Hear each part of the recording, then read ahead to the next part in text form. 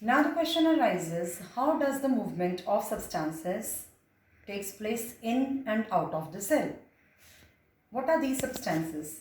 These substances can be carbon dioxide, oxygen, water. Now, the movement of carbon dioxide and oxygen takes place through the process of diffusion.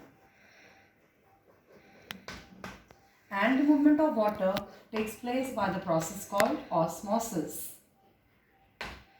So we have to understand these two processes. First one, what is diffusion? As we already know that diffusion is intermixing of the particles on their own, or we can say it is the spontaneous movement. Spontaneous means on their own. Spontaneous movement of particles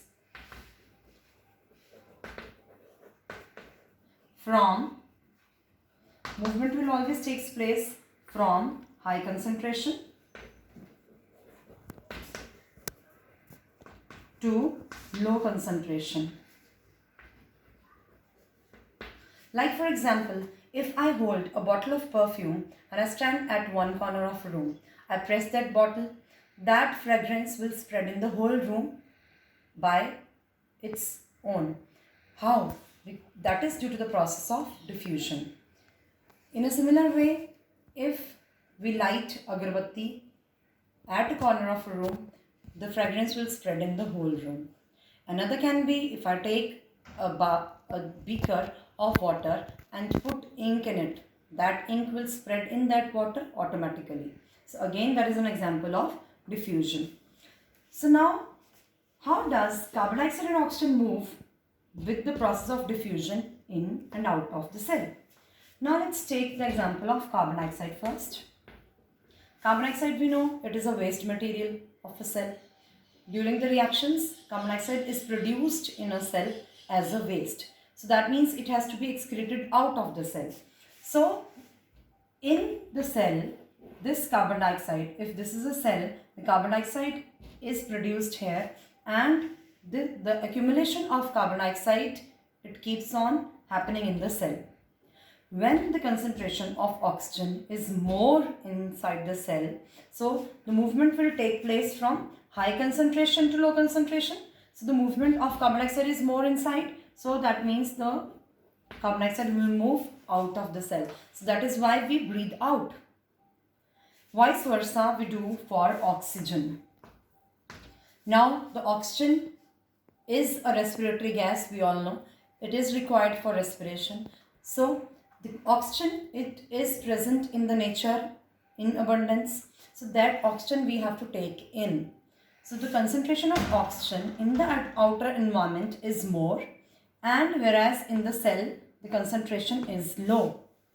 So the movement of oxygen from the outside environment to inside the cell will take place through diffusion.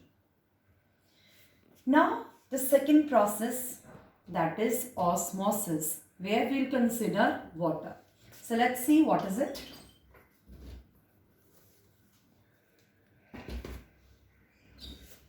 So here, osmosis. What is osmosis? It is the passage of water from a region of high concentration through a semi-permeable membrane to a region of low water concentration. So again, as in diffusion we have done, movement will take place from high to low. But here, what is additional? It is the movement of water. It is not like that only solvent can move and solute will not. But for the definition, we will consider one thing, the movement of one thing, and we will take in consideration solvent, that is water. So this is the definition of osmosis which we all have to learn. So here we will consider the movement of water. Now for this, in a cell, how does water move? So we have to keep in mind the three types of solutions. One is hypotonic solution, second is hypertonic solution, and third is isotonic solution. So to understand the first one, so let's see what is hypotonic solution. As we see in hypo, it is the word O. So let's keep it in mind, O, and another I will write a bigger O.